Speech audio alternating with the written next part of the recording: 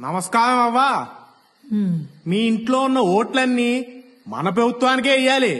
నేను తప్ప మా ఇంట్లో ఎవరూ మిగల్లేదయ్యా. ఓన్లే మిగిలిన ఒక్కోటైనా సరే నాకే ఇయ్యాలి నువ్వు. ముందుసారి ఒక్క ఛాన్స్ అంటే ఇంటెల 10 ఓట్లు మీకే వేశాం. మద్యపాన నిషేధం అని పిచ్చి ముందో పురుగుల ముందో అమ్మారు.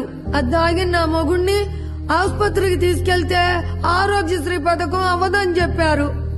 అంతే మంచాన పడిపోయాడు.